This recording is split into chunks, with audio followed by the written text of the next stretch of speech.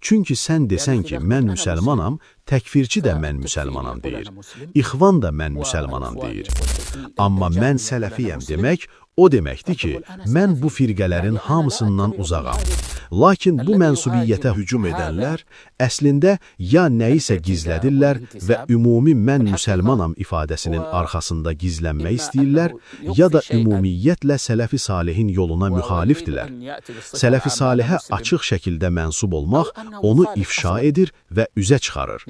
Buna görə də onlar elə bir ümumi ifadə istəyirlər ki, onların halını üzə çıxarmasın. Mən sələfiyəm demək doğrudurmu? Mən sələfiyəm demək, insanın özünü sələfə nisbət etməsi və sələfə mənsub olmasıdır. Sələfə nisbət olunmaq isə şərəfdir, fəxirdir. Lakin bir şərt var, sidq. İnsanın dinində sələf-u salihə nisbət olunması elə bir şərəfdir ki, ondan üstün şərəf yoxdur. Çünki o, özünü Allah Rəsulunun sallallahu aleyhi və səlləmin səhabələrinə nisbət edir. O səhabələr ki, dini birbaşa Allah Rəsulundan götürüblər. Lakin iki şey nəzərə alınmalıdır. Öz məqamını yüksəltmək üçün istifadə etməmək və itayətdə sadiq olmaq. Elə olmalıdır ki, insanın əməli sözü ilə uyğun gəlsin və o zaman mən sələfiyəm desin. Bu, İslam imamlarının yoludur.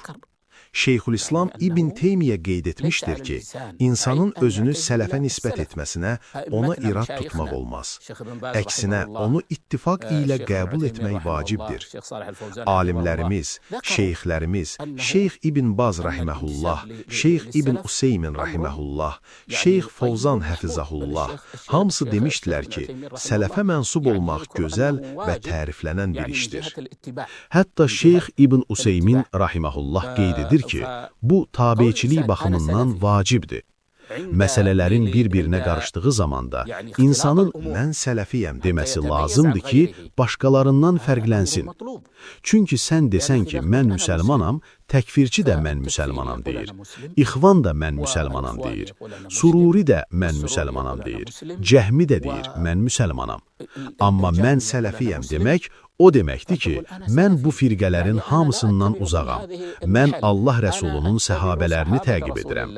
Onların əqidəsindəyəm və onların yolu üzərindəyəm.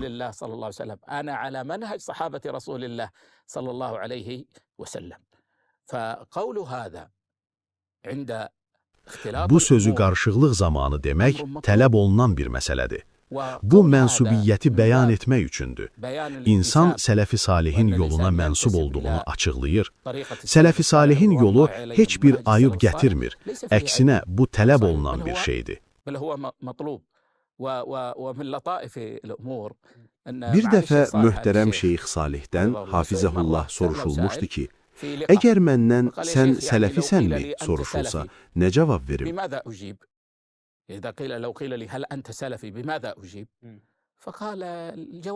Şeyx dedi ki, cavab sadədir.